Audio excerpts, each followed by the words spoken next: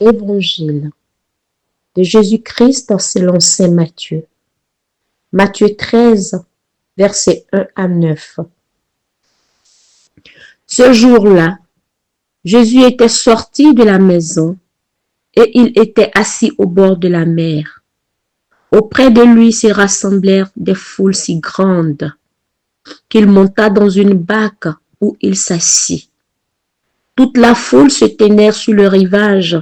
Il leur dit beaucoup de choses en parabole. Voici que le semeur sortit pour s'aimer. Comme il s'aimait, des grains sont tombés au bord du chemin et les oiseaux sont venus tout manger. D'autres sont tombés sur le sol pierreux, où il n'avait pas beaucoup de terre. Ils ont levé aussitôt, parce que la terre était peu profonde. Le soleil s'est enlevé, ils ont brûlé, et, faute de racines, ils ont séché. D'autres sont tombés dans les ronces. Les ronces ont poussé et les ont étouffés.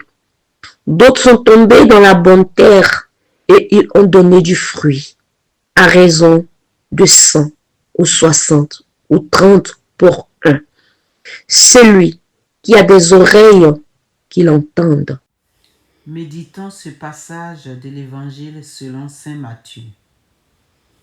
Les hommes et les femmes d'aujourd'hui, comme ceux d'hier, accueillent différemment la bonne nouvelle de Jésus. Certains, avec amour et humilité, reçoivent cette bonne nouvelle. Leur vie prend une tournure positive. Ils sont heureux, ils posent des actions de charité, ils viennent en aide aux plus démunis, ils réconcilient ceux qui sont séparés, ils partagent la bonne nouvelle partout où ils passent. La semence est tombée sur une bonne terre. D'autres n'en ont que faire de la bonne nouvelle que Dieu apporte aux hommes.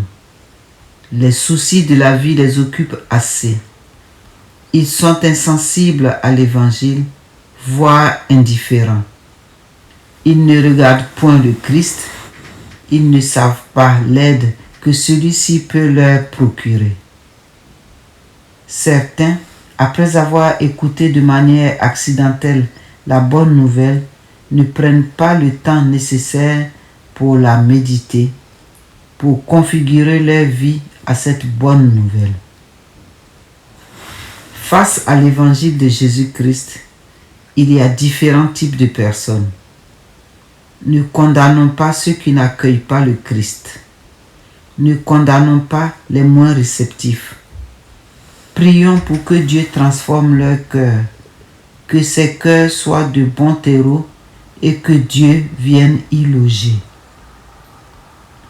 Aidons-nous les uns les autres par des conseils et des exercices spirituels pour écarter les ronces et les rochers qui peuvent entraîner l'infertilité de notre cœur.